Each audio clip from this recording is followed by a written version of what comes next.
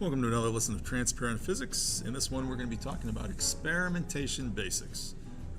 Said another way, a brief guide to unlocking the secrets of the universe, because that's what experiments really are designed to do. Why do we do experiments? Experiments are an organized attempt to evaluate how changing a certain factor can affect the outcome. The outcome of what? Well, it's whatever you want to do for your experiment. An experimental procedure that's set up wisely can help give you confidence that the results that you get can give you some sort of insight into whatever it is you're particularly studying. So, without further ado, let's get started. So, in starting an experiment, you want to ask yourself, what are you trying to find out? And basically, we're trying to say, hey, what are we doing the experiment for? What are we trying to change, and to see what kind of impact it has on what? These things that change in an experiment are known as variables. Variables, literally, you can break it down to be things that are able to vary. Variable, able to vary. And what we're looking at is, classically, you've got two different variables that you take a look at when you design an experiment. There is what's called the independent variable, and there's what's called the dependent variable. But let's take a look at them one at a time here. The independent variable is something that you are changing in an experiment, normally over multiple runs. You are varying it, ideally by some sort of regular increment, and then you are following through and trying to see what the change you made in that item is doing to some other factor. And while we're going through these, what I'll do is I'll work through an example at the same time. And the experiment that I am interested in is, does my tea cool down faster in a larger mug? So let's think about that. So I'm interested in whether my tea cools down faster in a larger mug.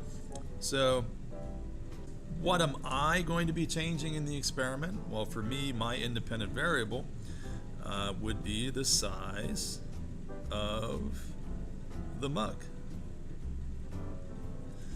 Okay, and in an ideal world, we would have maybe a tiny mug and a slightly larger mug and a slightly larger mug and a slightly larger mug, etc. Maybe this is a 8 ounce, 10 ounce, 12 ounce, 14 ounce, etc. I don't know if you can even find mugs like that, but ideally, the volume of the mug would change by a regular amount. Okay. Now, once you pick your independent variable, what you're deciding is some factor in the experiment whose value is independent of everything else. No matter what, my mugs are going to be certain sizes, and I'm picking those sizes, period, end. And they're going to change between each run. Or maybe I'll do a couple runs with each size mug, probably to be best. And it doesn't depend on, nothing else impacts that. I am choosing that value. And in theory, the size of the mugs could impact what I'm getting later on. Now, the dependent variable is what could be influenced by the changes you make in the independent variable. It doesn't have to be. Sometimes we do experiments and we see that there's no impact. But it may end up being dependent on the changes that I make. So, for instance, for the experiment that I would be running, does my tea cool down faster in a larger mug? The independent variable is the size of the mug. Dependent variable is rate at which temperature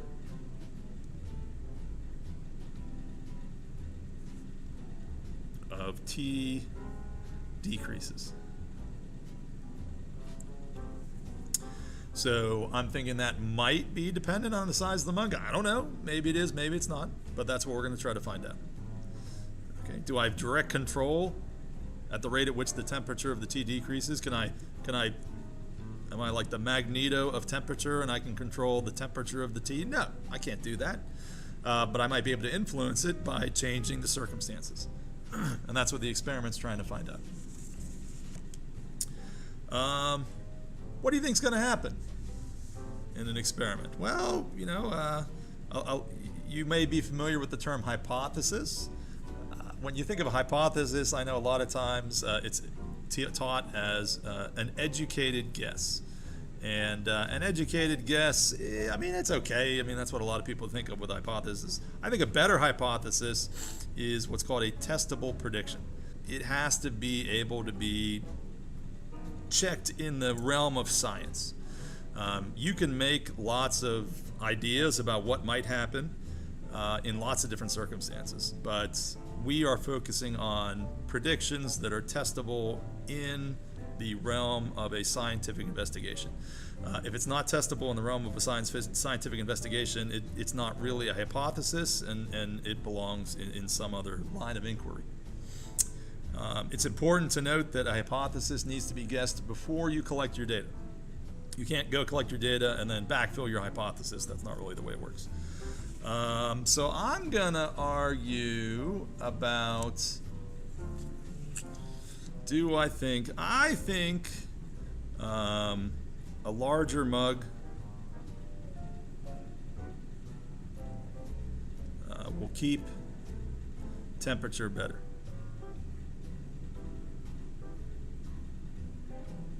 Larger mug keeps temperature better. Or I guess in the way that I was phrasing it, rate of decrease is less. But even within this context, there's some questions that we have to try to address and answer. So let's move on to the next term and see if we can tidy up our experimental procedure to make sure it's as good as we can make it. Specifically, we want to make sure that the experiment is fair. What do I mean by that? Let's make sure the experiment is focused to start. There we go. How do you keep it fair? Well, the argument is that we're going to do a bunch of different runs, and we want to keep it as similar as possible between each run. We don't want one run to have an advantage over another run based on some sort of circumstances. Now, a lot of the times this is just unintentional. You didn't realize that there was going to be impact. There was something that you should have kept constant, but you didn't. But the more you carefully sort of lay out your experiment, the more likely it is that you can sort of eliminate these. And these are called constants. And constants are aspects of the experiment that could potentially change between runs, but we don't allow them to. We set up the experiment to keep these things constant, aka unchanging. In my T experiment, what kind of constants would we want to have? Well, we'd want the T to have the same starting temperature.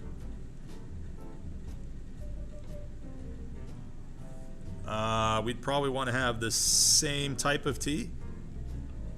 I don't know that would impact it or not, but that would be something with no additives. We wouldn't want to add sugar or anything like that. We'll just keep it easy. But even in defining constants, you can alter perhaps the experiment. For example, I could say same amount of T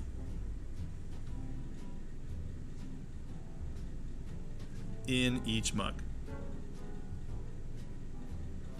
That would be a possible constant.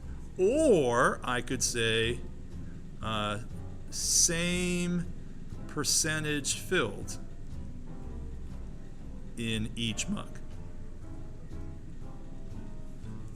So the idea is, we'd fill each mug to 80% of its capacity. These two constants could create different results in our experiment. So even by defining our constants, we are perhaps altering the results that we're going to see. So it can get complicated. Even something as simple as seeing how the rate of T cools down. There's lots of things to consider, and sometimes it's hard to really nail down everything perfectly because changing one thing could create a change somewhere else. So kind of whack-a-mole sometimes. But those are some examples of constants. We could go on. Same type of mug, for instance. We wouldn't want some of the mugs to be like metal camping and other ones to be ceramic and other ones to be glass. We want, so no matter what, it needs to be fair. So keep it as similar as possible between every run. Okay. So constants are things that potentially could change but are not allowed to. Another one, now this is a sometimes thing, but it could help out. How do you know how well it worked? Well, sometimes you get a result and you're like, wow, that's crazy, but maybe you didn't know what you should have been getting in the first place. Or maybe something else is happening that you're not aware of.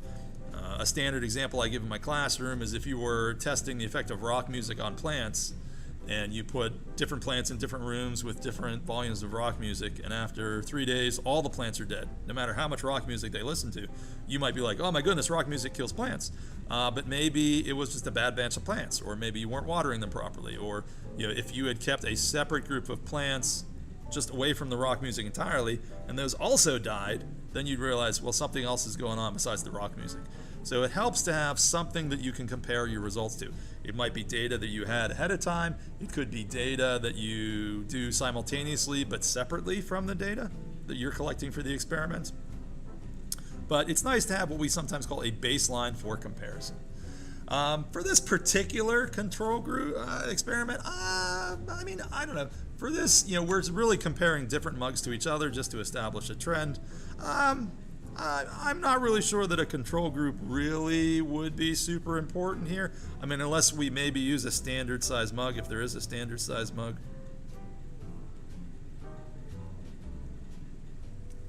I don't know, whatever this mug, this is a pretty standard issue mug. I don't know, what is this, 10? Does it even say? I don't even know. It doesn't say on it. Some experiments can really benefit from a control group. Other ones, especially at the high school level, maybe not so much. But there are instances where we'd want to see what the general effects are, without that at all. In medical experimentations, the control group is sometimes known as the placebo group. The idea is that they are continuing on without taking the medicine, so we see how their progress is versus people who are taking the medicine. So a good control group there. So we are conducting the experiment, we're getting the information, we collect our data. So from here to here, we collect our data. Now there's some things that we can do afterwards, not always practical, it depends on your circumstances, but once we're done with an experiment, we do sometimes want to take a look at the idea of seeing if we can explain why we got the results we did. Why are these things happening? In an effort to understand our results better, if we can put them in the context of an explanation, we might gain additional insight into the physical laws that govern that behavior, or the biological laws, or the chemical laws, or whatever laws we're looking at. This is known as a theory. A theory is often a very confused term. We use it a lot of different ways. That's not always necessarily right. I like to think of a theory as the most logical explanation of your results. The argument is, though, most logical explanation might have different definitions depending on who you are talking to. What's logical to me, looking at a certain set of data, somebody else might look at that same set of data and say, you know what, I think it's actually something different. And that happens in science. Sometimes we have competing theories to try to explain what we're seeing. And that's not a problem. Science is usually made stronger by that process. And different theories, when we have that, you just need more experimentation. So different theories should have different things that would prove them right or wrong.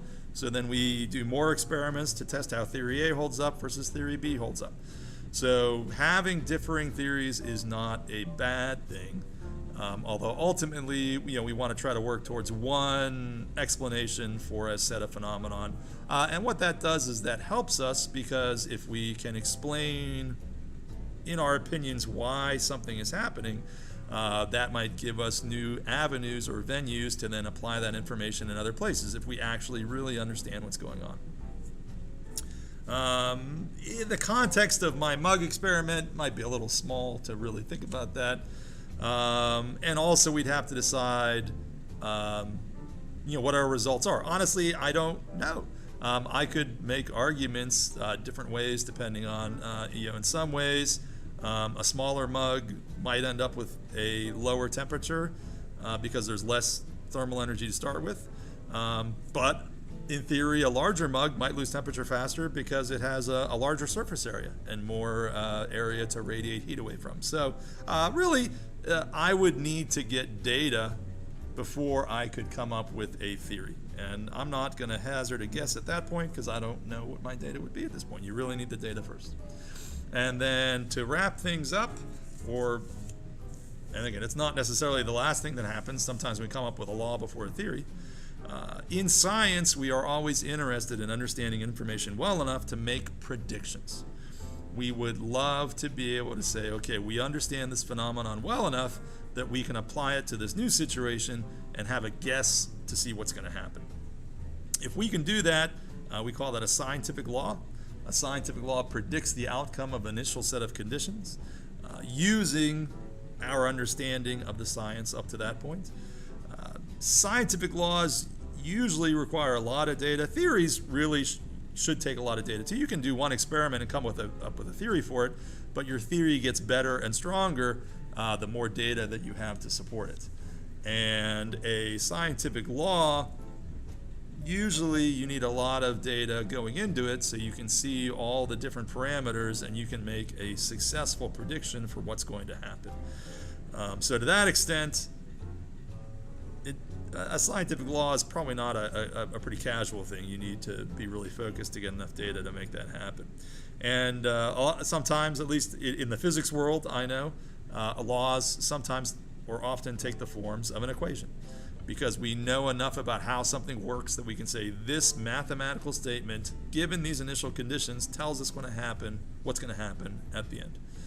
And that's, as an introductory physics student, a lot of the equations that you're going to work with have been the development of experimentation, seeing how initial conditions result in final conditions, and understanding them well enough that you can actually write a mathematical equation, and the numbers tell you what's going to happen. So that's an overview of experimentation basics. Experiments are a lot of fun. Especially as you get further into your progress and you can start designing your own experiments and making your own choices about how these things are going to happen. There are scientists out there that wake up in the morning, decide a problem that they want to solve, and figure out how they're going to solve it. And then they create this experiment, sometimes this massive, expensive, year-long experiment to come up with answers. So it's an exciting lifestyle, I think. And in case you were worried, this tea is still pretty warm. All right.